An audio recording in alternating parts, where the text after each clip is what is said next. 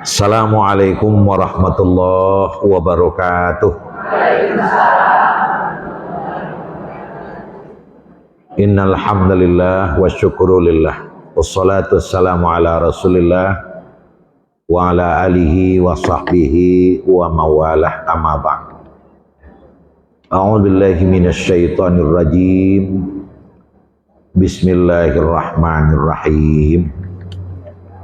Laqad khalaqnal insana fi ahsani taqwim tsumma radadnahu asfala safilin illal ladzina amanu wa amilus solihat wa qala wa laqad karamna bani adam ila akhiril ayah. Sadaqallahul azim. Ibu-ibu kaum muslimat, tentunya semuanya dirahmati oleh Allah. Kita mulai dengan memuji Allah, melafazkan kalimat thayyibah alhamdulillahirabbil alamin. Kita senantiasa diberikan cucuran rahmat yang tak terhingga. Setidak-tidaknya pada saat kini ada dua rahmat. Pertama adalah rahmat hidup. Rahmat hidup. Maka rahmat hidup kita syukuri. Kita disuruh oleh agama seketika kita bangun dari tidur pagi itu mulai bersyukur. Alhamdulillahilladzi ahyana ba'dama amatana wa ilaihi nusyur. Segala puji bagi Allah yang telah kembali menghidupkan kami setelah kami mati. Segala puji bagi Allah yang telah menghidupkan kami, yang telah membangunkan dari mati kami, maksudnya tidur. Jadi tidur itu identik dengan mati. Kalau ibu-ibu selalu mendengar mati, tapi wak alum pernah mati. Dan ndak perlu ada tampe batanyo sabab orang nan mati pai ndak ada nan pulang. Kasia wak ke batanyo baa mati itu. Banyak orang nan mati tapi ndak bisa batanyo nan pai ndak ada nan pulang. Ternyata ada contoh yang bisa awak jadikan sebagai bahan renungan untuk mengingat mati. Apa itu? Tidur. Kenapa tidur diidentikan dengan mati? Karena memang persis. Ambo yakin seluruh kita nan hadir tidak bisa menjawab. Jam bara ibu lalok malam tadi? Tidak bisa. Ada yang menunjuk Ambo tahu ya, bila jam 10 bakok tahu ibu jam 10 ia nampak jam dia ambo alun lalok le. Alun lalok le tu. Tarabah baru tiba kepala dibantah baru. Tapi jam berapakah tertidur tak ada yang tahu. Itulah mati contohnya. Jadi awak taraso jam berawak takkan tua. Awak tahu jam berawak lah ada keinginan nak masuk kamar tidur. Kita masih tahu jam berawak lah harus merabahkan kepala ke bantal. Tapi jam berapakah tertidur? Tak ada orang tahu. Tapi bocali nak hadir dalam masjid belum ada yang ngantuk. Berarti alung kalalok leh. Makanya mati itu adalah identik dengan tidur. Itulah makanya doa nan awak baca saja golalo alhamdulillahilladzi ahyana ba'dama amatana. Segala puji bagi Allah yang sudah menghidupkan kami dari mati kami. Jadi awak membaca alhamdulillah. Kenapa kita bangun kembali membaca alhamdulillah? Sebab ada kawan-kawan kita pas tidur ndak ada jago leh. Taruh Ada enggak yang seperti itu? Ada. Aku nana waktu mahli jago balik. Tetapi bamang kau sampai awak bersyukur bana. Nah, ujung dari kehidupan yang awak kehendaki surga jannatun naim.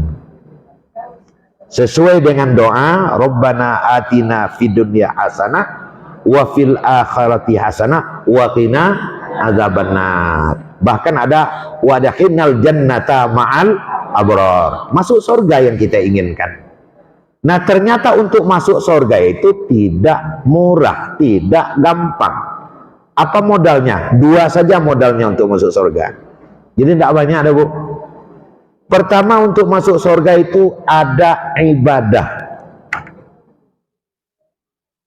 Kita beribadah, Ibu ya. Ada ibadah. Yang kedua, syarat untuk masuk surga itu bersih dari dosa. Lado ibadah Allah, la barasai dari dosa Allah. Alhamdulillah, awak akan masuk surga boleh. Nah, kalau berbicara ibadah, tentu yang terbayang di awak adalah mari kita membuat ibadah sebanyak-banyaknya, minta ampun sebanyak-banyaknya. Kalau bicara ibadah sebanyak-banyaknya, minta ampun sebanyak-banyaknya, perlu waktu. Maka orang yang paling beruntung adalah orang yang mengisi kehidupannya dengan ibadah dan beristighfar minta ampun, hidupnya lama. Sebab kalau kita sudah mati, stop beribadah, tidak bisa lagi minta ampun. Makanya ketika kita bangun tidur, alhamdulillahilladzi ahyana, karena masih diberikan kesempatan untuk beribadah. Saya yakin nanlah pagi tadi tidak hadir kini leh, tidak bisa hadir leh.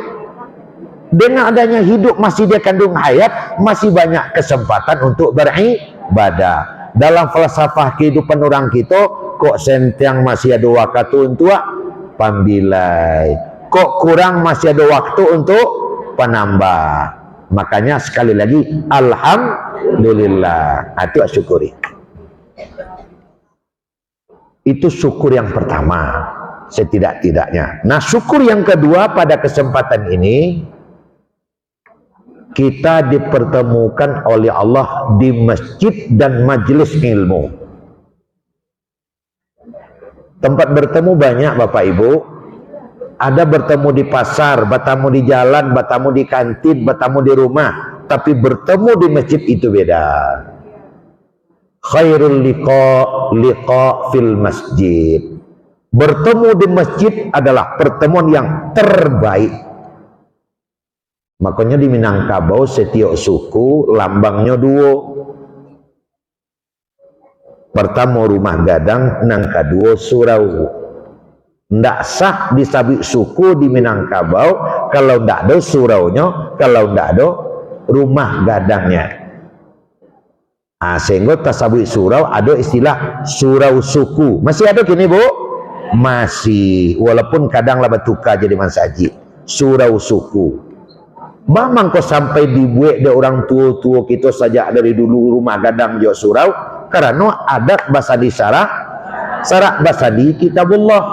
Orang tua-tua kita sejak dari siswa menyadari batamu harus banyak di surau atau di masjid. Dibuatlah surau suku. Jadi bertemu yang paling mulia itu di masjid. Orang tua-tua kita semenjak dari siswa, tentulah siswa bana. Siswa wala tua lo, itulah siswa bana tibanya tu. Bamang ko surau itu dibuat. Nah, surau itu asalnya bahasa Arab. Terjemah dalam bahasa Arab musyawarah. Surau asalnya syuro. Syuro, tampek musyawarah. Kalau lah mencari boleh ayat kapal mulua, boleh kata kamu pakai di surau, insya Allah tiba di saya nalandai, tiba di ayanan jani. Murah kesepakatan dibuat. Kenapa? Karena musyawarahnya di surau. Kenapa musyawarah di surau cepat dapat kesepakatan? Sebab kapal dingin. Bamang kau dingin, kapal sudah berwuduk dan sholat.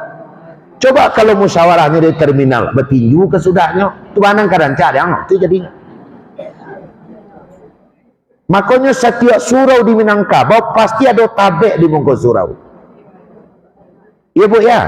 Cuman sekarang tabe itulah ditimbun, dibuat parkir. Dulu ada tabe. Apa gunanya tabe di muka surau? Tempat berwudu, mencuci kaki, ndak sampai pambuang garin dah. Ndak sampai pambuang anak-anak, supaya waktu masuk bisa berwudu sekaligus sekian orang. Di tepi tabe. Dipelihara ikan. Kau ada petugas surau garin teragak makan ikan tinggal memancing. Makanya setiap surau di Minangkabau ada tabe di depannya. Tidak ada Bukit Tinggi. Masih ada masjid-masjid yang ada tabe. Dan itu juga terkait dengan surau-surau dibuat di orang gitu siswa di sumber air. Ada mata air dibuat di situ. Nah, kita kembalikan. Jadi bermusyawarah di surau kapal awak dingin. Kan begitu.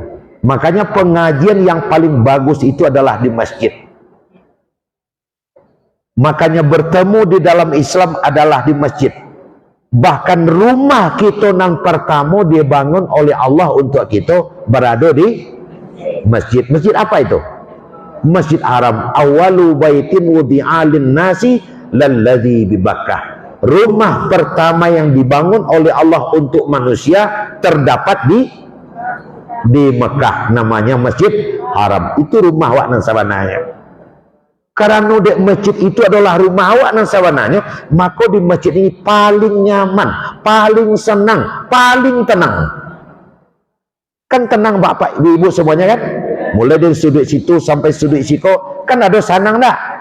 Coba lihat kiri kanan, ada yang nangis dah, ada. Coba lihat. Nggak ada, udah tenang. Ada yang sedang mengunju, ada yang sedang bersandar, ada yang sedang mengulek. Aman saja. Tidak pernah ada basa-basi. Tenang semuanya. Nak mengulek salah, nak mengunju salah, nak bersandar salah. Nggak ada yang larang, aman. Kenapa? Ini rumah kita. Rumah Allah. Ada yang balik tunggak, cik-cik ustaz seketek-seketek. Aman saja. Nyaman saja kita. Kenapa? Ini rumah kita. Yang cepat masuk di depan, yang enggak terlambat di belakang. Kenapa? Karena ini semuanya. Oh, di depan harus Pak Wali Kota. Enggak. Di depan harus penghulu nenek mama. Enggak ada. Yang capek di mongko, nan terlambat di belakang. Kan begitu. Batu itu rumah kita bersama. Kita tidak punya tempat di sini. Kenapa? Karena seluruh areal ini adalah tempat kita. Senang Pak di masjid. Ini rumah kita. Makanya orang yang tidak pernah datang ke masjid berarti tidak pernah naik ke rumahnya. Tidak pernah naik ke rumahnya. Akan seperti itu. Maka kita senang di masjid. Itulah makanya pertemuan yang termulia itu di masjid. Alhamdulillah. Kita sekarang berada di masjid. Bahkan ibu-ibu kalau dapat mati di masjid itu. Amin ya rabbal alamin. Khairul maut al-maut fil masjid. Mati terbaik adalah di masjid. Apalagi kalau masjid itu adalah Masjid Haram atau Masjid Nabawi.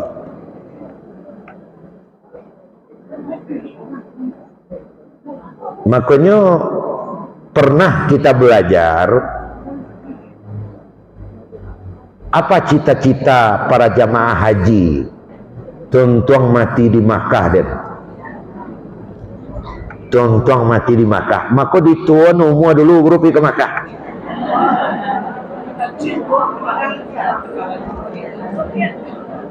Kenapa? Karena kalau sudah meninggalnya di Masjid Haram di Mekah, itu ada kajian ibu ya, kita berkubur di Ma'la, kan dekat masjid itu, atau di Bakia.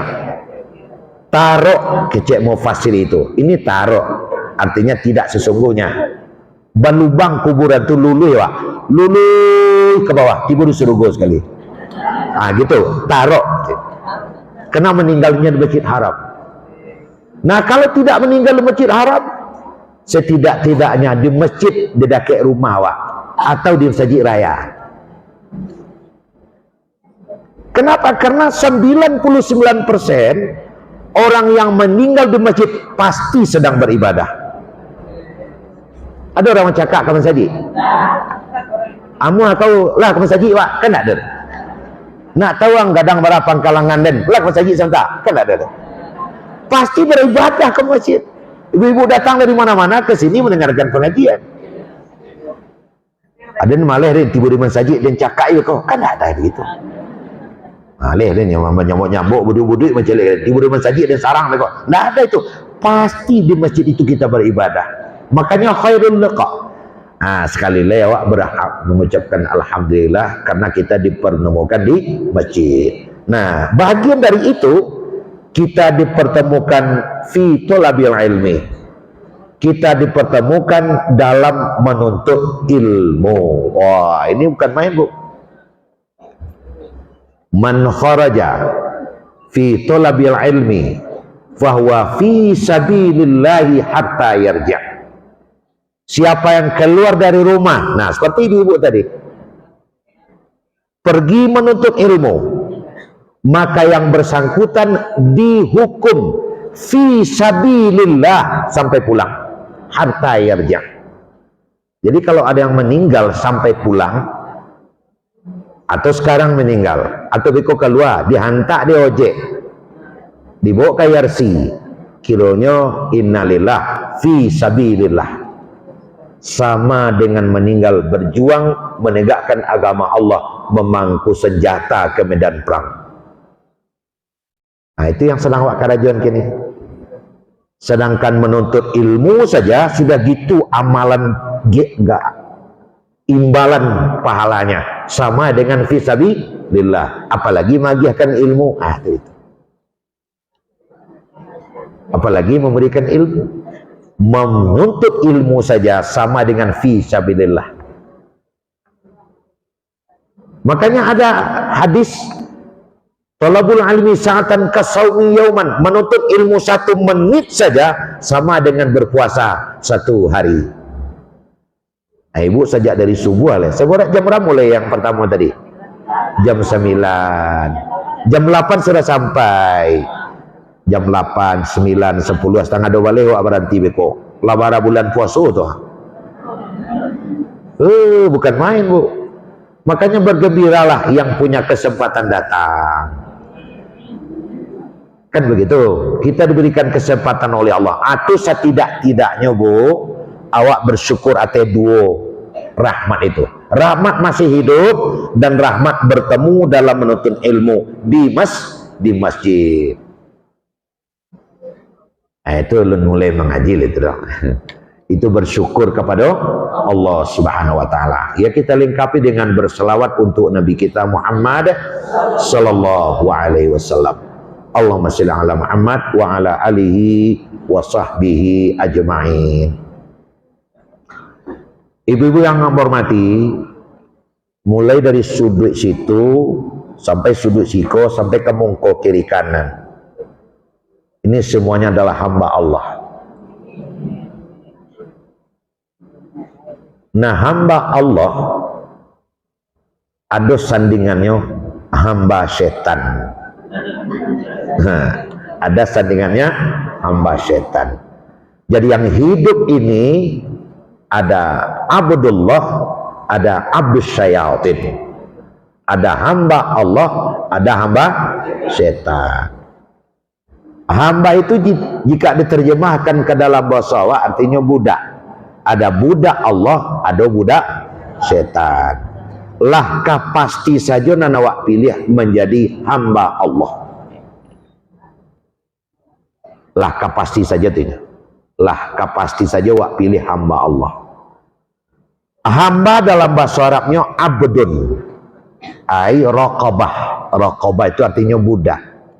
Kata-kata abdun dekat dengan ibadah. Jadi kata-kata abdun dekat dengan ibadah. Artinya apa? Seorang hamba pasti beribadah. Tanggal predikat hamba Allahnya kalau di dalam hidup tidak beribadah. Lalu kapan dia harus beribadah? Dia harus beribadah selama masih menjadi hamba. Tentu artinya selama masih hidup. selalu menghiasi kehidupannya dengan beribadah. Nah, ibu-ibu yang hormati, ibadah itu adalah bagian dari akidah. Dalam agama kita ada 5 tingkatan, ibu-ibu. Dalam 5 tingkatan itu akan bersuara dewa beko ibadah. Pertama disebut dengan akidah. Itu tingkatan pertama. Mestilah kita memperhatikan akidah. Bahasa lain untuk akidah itu bisa disebut dengan iman. Nan agak viral seketik untuk kawan-kawan kita sebelah, kepercayaan. Tapi kok awak lebih cenderung menyebut dengan iman atau akidah? Iman nan banyak. Apa itu iman? Apa itu akidah? Akidah adalah ikatan. Bahkan itu sudah menjadi bahasa awak, menjadi akidah, akad, ike bahasa awaknya, KB. Lalu KB apa? Ikatan yang mengikat antara kita dengan Allah yang Maha Kuasa.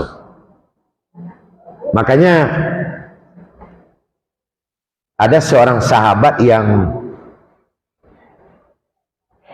setiap sholat subuh datang terlambat di Masjid Nabawi.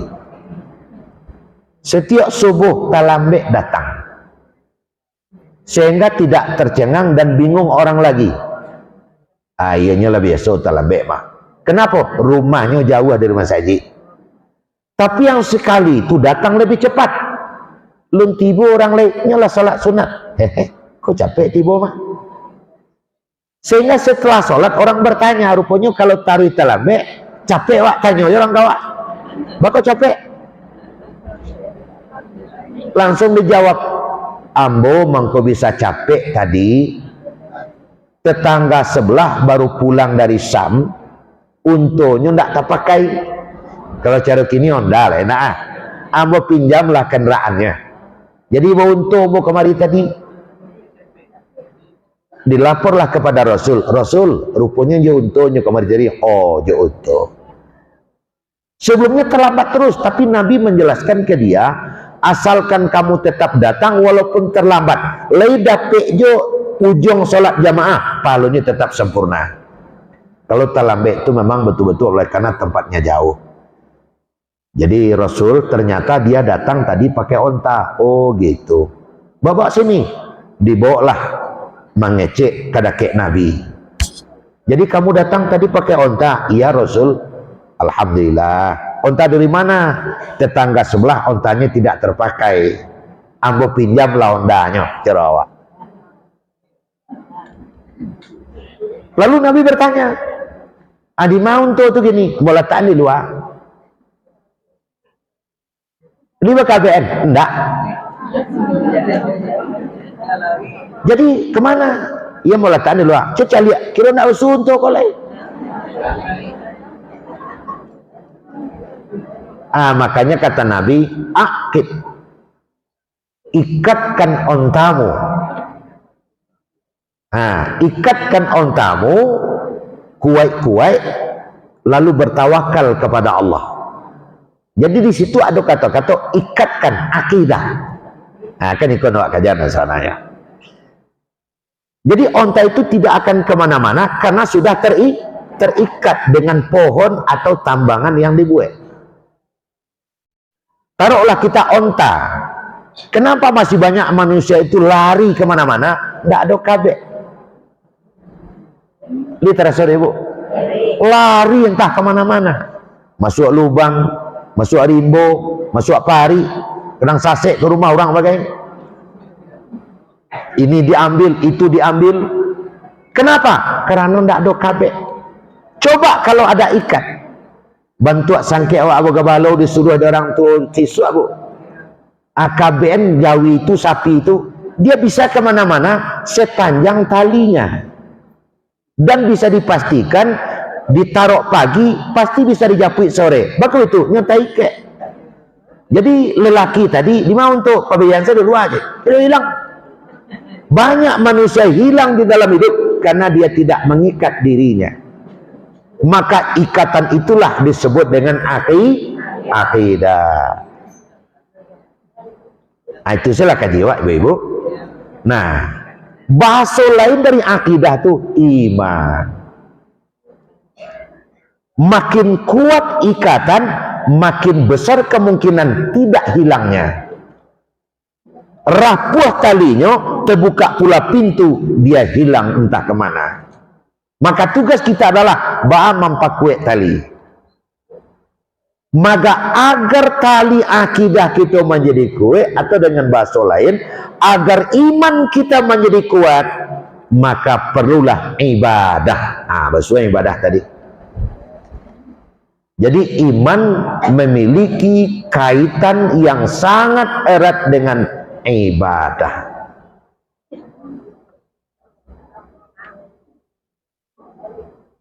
Ibu-ibu yang saya hormati, dalam Al-Quran ada 3 ayat yang selalu berpasang-pasangan. Pertama, aqimus shalah, pasangannya wa atuz zakah. Itulah mesti itu. Dima basuh dewa salat, di situ basuh zakat. Ketika ada aqimus shalah, maka ada pula wa atuz zakah. Sebabnya sepasang. Aqimus shalah cenderungnya hablum minallah. Wa atuz zakah kecenderungannya hablum minan nas. Itu ayat pertama. Ayat yang kedua, aku jalehbana. Setiap ada ati Allah, pasangannya wa ati Rasul. Ta'ala kepada Allah, ta'ala kepada Rasul. Deknya sepasang, ajan dipisahan. Kalau dipisahkan nggak jadi dia. Nah, makanya ingkar Rasul, ingkar sunnah nggak masuk itu. Karena yang sepasang. Nah, terakhir, setiap ada amanu, pasangannya wa amilus sholihat.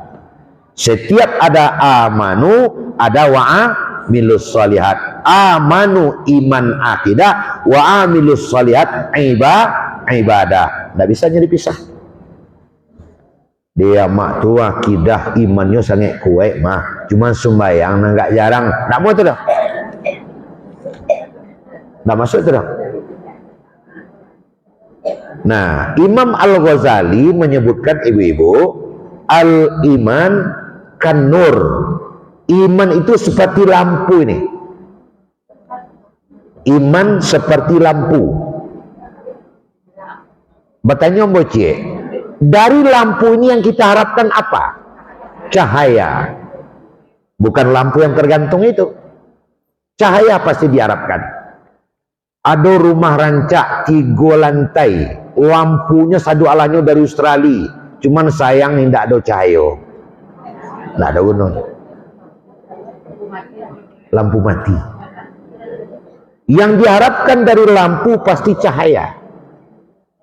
Makin terang, makin banyak manfaat. Betul, Bu? Makin nampak pinjai itu dia tua. Apa yang menyebabkan terang tak terangnya cahaya lampu? Api nan masuk. Watt listriknya, wattnya. Makin kuat api masuk, makin terang cahaya lampu. Lama api masuk, lama cahaya lampu. Ndak ada api masuk, tidak bercahaya lampu tadi. Maka api bagi iman adalah ibadah. Api bagi iman itu adalah ibadah. Makanya yang ibadahnya terbanyak, imannya terkuat. Kalau dicari dari jajaran umat Islam, tentu tidak ada yang menandingi kuatnya iman Nabi kita Muhammad Sallallahu Alaihi Wasallam. Karena iman yang disebutkan dalam kajian tauhid itu ada 4 macam loh iman kok. Ada iman yang makin lama makin tipis. Yang kedua, iman makin lama makin kuat. Yang ketiga, iman yang kuat terus menerus. Dan yang keempat ada iman yang kadang kuat kadang lemah. Iman yang makin lama makin kuat iman Rasul Nabi. Yang kedua, iman yang makin lama makin tipis sehingga tidak ada iman lagi pas mati, iman setan. Iman yang kuat terus tidak pernah kurang, iman malaikat. Iman yang kadang kuat kadang lemah, iman manusia seperti kita. Kalau tanggal 1 sampai tanggal 10 kuat iman tuh.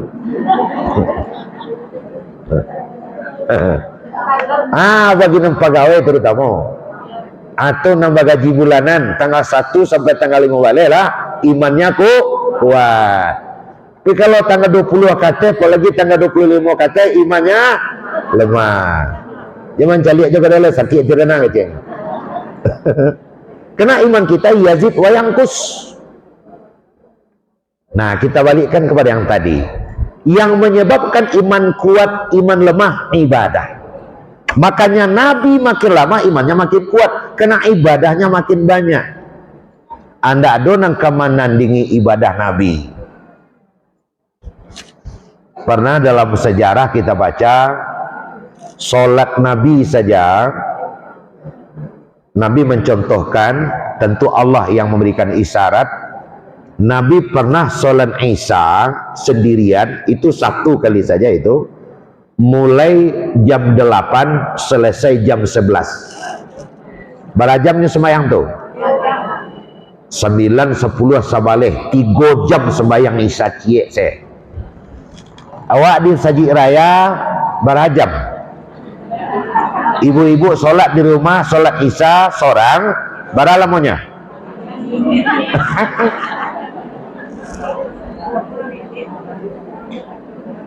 Kalau adalah di masjid raya atau di masjid kita masing-masing, imam dan dicubanya sembahyang Isya bantu itu, pagi-pagi datanglah ibu menemui pengurus. Pak pengurus, abu tolong pecat imam tuh. Nggak tahu imam bantu itu di kami dah. Apa itu? Coba bayangan sembahyang Isya saya 3 jam. Apa yang menyebabkan sholat Nabi terlalu lama? Ayatnya panjang. Ayatnya panjang. Rakaat pertama saja ada riwayat menyebutkan Al-Baqarah Ali Imran sampai habis.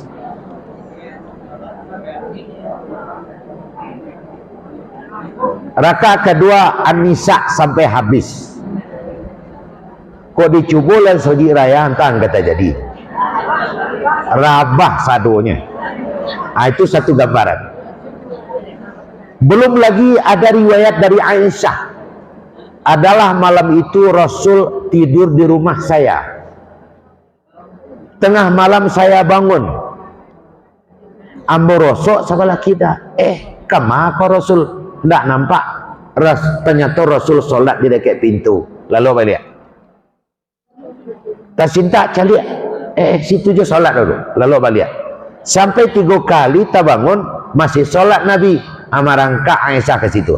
Abakar Rasul sembahyang saja. Apa jawab Rasul? Wahai Aisyah, a'uhibbu an akuna 'abdan syakura. Menurut pendapatmu Aisyah, apakah aku suka jika aku disebut hamba yang pandai bersyukur?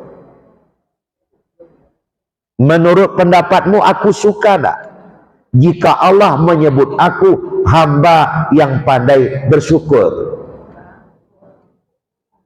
Jadi kalau dia bilang ambolah bersyukur tapi sholatnya malas, bohong. Makanya aqimus shalah wa atuz zakat.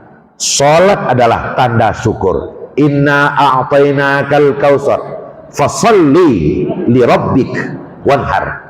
Sesungguhnya kami telah berikan kepadamu rahmat yang banyak. Al-Kautsar. Cuitong rahmat lagi awak. Oksigen senawa irit sejak pagi tadi ibu si kota berawa. Ya nak? Hei. Rahmat mata masih melihat, rahmat telinga masih mendengar, rahmat mulut masih galak. Nah, sampai yang galak kue masuk aja.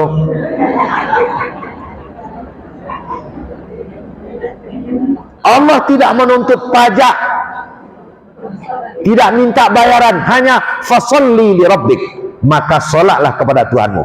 Maka solat tanda bersyukur. Kemudian dua nahar, ikut menjadi peserta korban. Paslah di raya korban.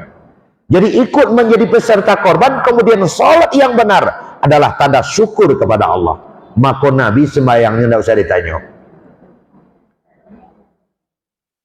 Akan seperti itu. Beliau akan pangka. Makin banyak ibadah kita, iman kita akan makin kuat.